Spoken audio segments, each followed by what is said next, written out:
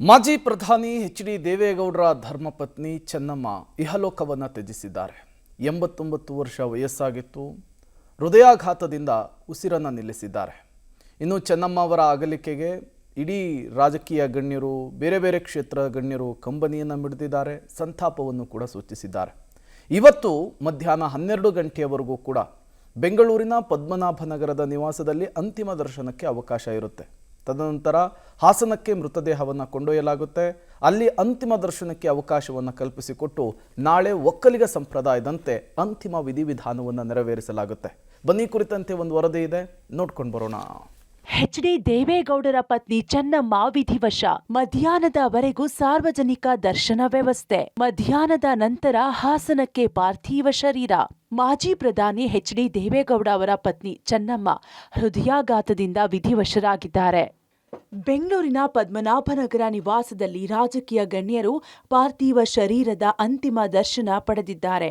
CM DK Shivakumar, ಮಾಜಿ CM Siddaramaiah ಸಚಿವರು ನಿವಾಸಕ್ಕೆ ದೌಡಾಯಿಸಿ ಚೆನ್ನಮ್ಮನವರ ಪಾರ್ಥಿವ ಶರೀರಕ್ಕೆ ಅಂತಿಮ ನಮನ ಸಲ್ಲಿಸಿದ್ದಾರೆ. ಬೆಳಗ್ಗೆ ಸಾರ್ವಜನಿಕರಿಗೆ ಪದ್ಮನಾಭನಗರದ ಮೈದಾನದಲ್ಲಿ ಅಂತಿಮ ದರ್ಶನಕ್ಕೆ ಅವಕಾಶ ಇರಲಿದೆ.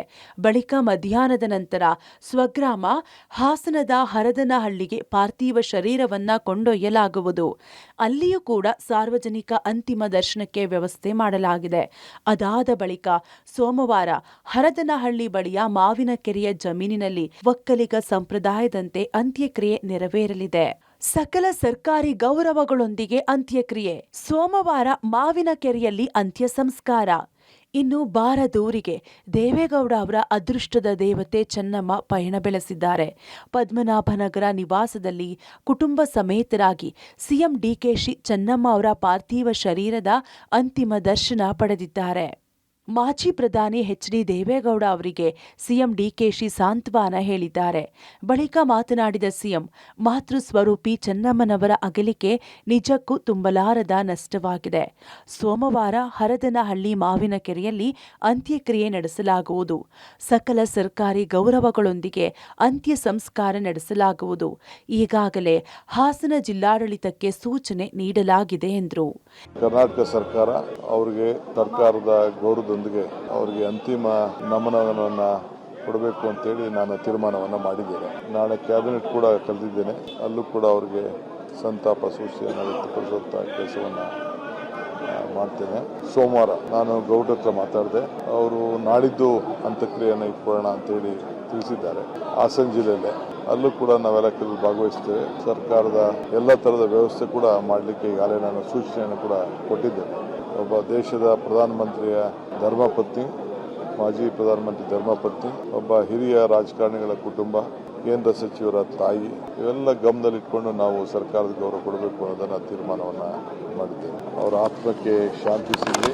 ಇನ್ನು ಪದ್ಮನಾಭನಗರದ ನಿವಾಸದಲ್ಲಿ ಗಣ್ಯಾತಿ ಗಣ್ಯರಿಗೆ ಅಂತಿಮ ದರ್ಶನಕ್ಕೆ ವ್ಯವಸ್ಥೆ ಮಾಡಲಾಗಿತ್ತು. ಹಲವು ರಾಜಕೀಯ ನಾಯಕರು, ಸ್ವಾಮೀಜಿಗಳು ಅಂತಿಮ ದರ್ಶನ ಪಡೆದಿದ್ದಾರೆ. ಮಾಜಿ ಸಿಎಂ ಪ್ರಧಾನಿ ಎಚ್.ಡಿ. ದೇವೇಗೌಡ ಅವರ ಶಿಷ್ಯ ಮಾಜಿ ಸಿಎಂ ಸಿದ್ದರಾಮಯ್ಯನವರು ಸಹ ಚೆನ್ನಮ್ಮರ ಅಂತಿಮ ದರ್ಶನ ಪಡೆದುಕೊಂಡರು. ಬಳಿಕ ದೇವೇಗೌಡರ ಪಕ್ಕದಲ್ಲೇ ಕುಳಿತು ಕೈ ಹಿಡಿದು ಸಾಂತ್ವನ ಹೇಳಿದ್ರು. ಬಳಿಕ ಎಚ್.ಡಿ. ರೇವಣ್ಣ ಕುಮಾರಸ್ವಾಮಿಗೆ ಸಾಂತ್ವನ ಹೇಳಿದ್ರು. ಒಟ್ಟಾರೆ ಹರದನಹಳ್ಳಿಯ ಮಾವಿನಕೆರೆ ರಂಗನಾಥಸ್ವಾಮಿ ಬೆಟ್ಟದ ತಪ್ಪಲಿನಲ್ಲಿರುವ ಪುಣ್ಯ ಭೂಮಿಯಲ್ಲಿ ಮಾಜಿ ಪ್ರಧಾನಿ ದೇವೇಗೌಡರ ಪತ್ನಿ ಚೆನ್ನಮ್ಮನವರ ಅಂತ್ಯಕ್ರಿಯೆ ನಡೆಯಲಿದೆ. ಪತಿಯ ಊರು ಹಾಗೂ ಅವರ ಹುಟ್ಟೂರಿನ ಸಮೀಪದ ದೈವ ಸನ್ನಿಧಿ ಪಕ್ಕದಲ್ಲೇ ಸೋಮವಾರ ಮಧ್ಯಾಹ್ನದ ಒಳಗೆ ಅಂತ್ಯಕ್ರಿಯೆ ನೆರವೇರುವ ಸಾಧ್ಯತೆ ಇದೆ. Bureau report, public TV.